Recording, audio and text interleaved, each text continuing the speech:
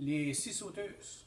Les scies sauteuses, on a une grande variété assez de différents types de scies sauteuses. Ceux qu'on a à LJR, je dirais que les plus anciennes, où il n'y avait pas beaucoup de fonctions. Okay? L'interrupteur, qui veut dire lorsqu'on veut démarrer la scie sauteuse, sont toutes ressemblables, je veux dire, où ce que je peux retirer, peser, puis je viens barrer la vitesse.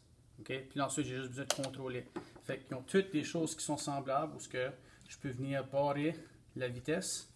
Même chose ici, je peux venir barrer la vitesse. Okay? Donc, un conseil, si jamais que vous voyez, par exemple, que vous avez une scie sauteuse électrique, puis vous voyez que le bouton est enfoncé, pesez juste dessus pour faire sûr que la vitesse n'est pas déjà enclenchée, parce que ce qui peut arriver, c'est lorsqu'on le branche, la scie sauteuse peut démarrer, elle est déjà en marche, même si tu ne tiens pas encore ta scie sauteuse.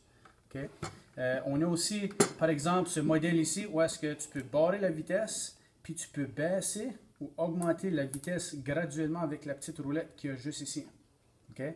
Ça, c'est DeWalt. Si on regarde, par exemple, la bâche ici, on peut aussi contrôler la vitesse. On peut barrer la vitesse, puis on peut baisser. Plus qu'on diminue le nombre, moins vite que ça va couper. Habituellement, je dis aux élèves, il n'y a pas besoin d'être à 6. Laissez-les entre 4 à 5. Si vous le mettez à 5, c'est rapide assez. On utilise une scie sauteuse surtout lorsqu'on veut faire des coupes. Okay? Puis on est limité aussi sur l'épaisseur qu'on peut couper avec une scie sauteuse. Je vais maintenant procéder à vous montrer comment changer les lames pour les différents types de scie sauteuses. Okay? En passant les scies sauteuses, si on regarde par exemple les différents types de lames qu'on peut avoir, okay? Plus que les dents sont larges, habituellement plus que ça va, moins belle que la coupe va être. Je vais faire une démonstration dans quelques minutes. Okay? C'est-à-dire, ceux-là qu'on a ici sont en forme de T, qui veut dire que la plupart des scies sauteuses qu'on a à cette heure, on n'a pas besoin d'avoir une clé, un tournevis étoile, okay? Ou une clé spécifique, une clé Allen pour être capable de dévisser pour mettre les vis, pour mettre les lames. Je vais maintenant démontrer comment est-ce qu'on fait ça. Par exemple, celle-là ici, on a juste besoin de peser vers le haut. Okay? On vient pousser, puis ça vient habituellement se barrer automatique. Ça s'enlève aussi facilement que ceci. Okay? C'est-à-dire, si je regarde la prochaine ici, le bâche, okay? Un petit peu semblable. Okay? Ce que je veux dire par ça, c'est que je peux prendre ceci. Je vais pousser directement dedans. Lorsque je veux la retirer, je vais appuyer sur le côté du bouton ici. Puis je viens juste de libérer. Puis je veux tout le temps m'assurer que la lame est bien insérée. Okay? Si je regarde sur le dernier modèle, qui est le modèle à batterie, okay? En passant, il y a 2 ampères, 4 ampères, puis j'ai des 6 ampères. Plus que la batterie est épaisse, plus qu'elle va durer longtemps. Okay? Mais plus lourd que l'appareil va devenir parce qu'il n'y a pas de fil électrique. Donc une 4 ampères, habituellement, je dis aux élèves, tu peux aller avec une 2 ampères, mais tu ne pourras pas couper aussi souvent. Tu vas couper 2 fois plus avec une 4 ampères parce que l'ampérage détermine combien d'énergie qu'il y a dans la pile.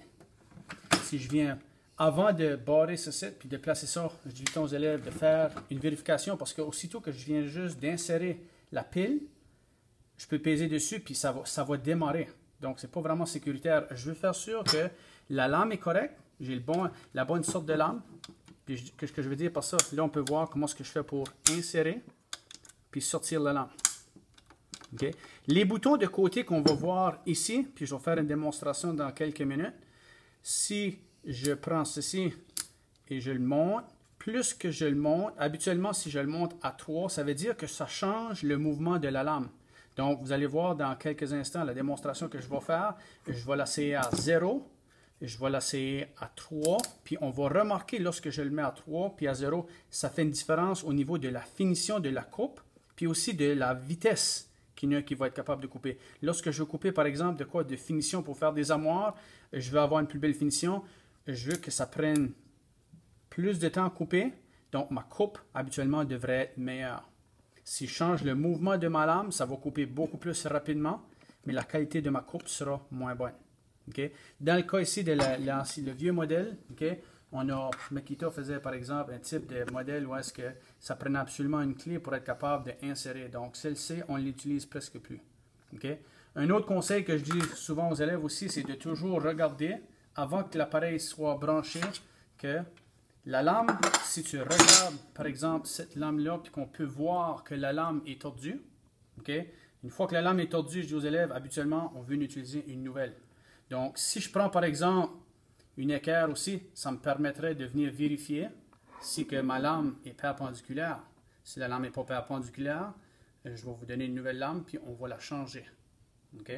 Donc, c'est bon de regarder la lame avant de brancher l'appareil. Puis dans ce cas ici, on peut voir que la lame est tordue. Donc, cette lame ici, non seulement qu'elle est tordue, mais on peut aussi voir que le côté est chauffé.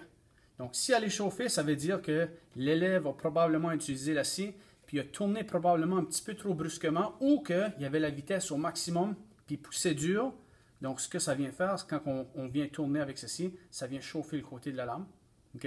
Puis de faire attention aussi lorsqu'on coupe, de ne pas toucher des clous ou des vis, parce que ce matériel ici n'est pas fait pour couper, c'est fait pour couper du bois, c'est pas nécessairement fait pour couper du métal. Il y a des lames de métal conçues spécifiquement pour couper du métal. Donc, si j'utilise une lame à bois pour le métal, ce que ça va faire, ça va briser les dents de la lame. Un élève qui n'est pas sûr vient me voir, puis moi, je vais pouvoir lui dire si la lame a besoin d'être changée. Si on n'est pas sûr, on vient me voir. Je vais faire la suggestion si on est correct de continuer ou je lui en donne une nouvelle pour la remplacer. It's pretty good.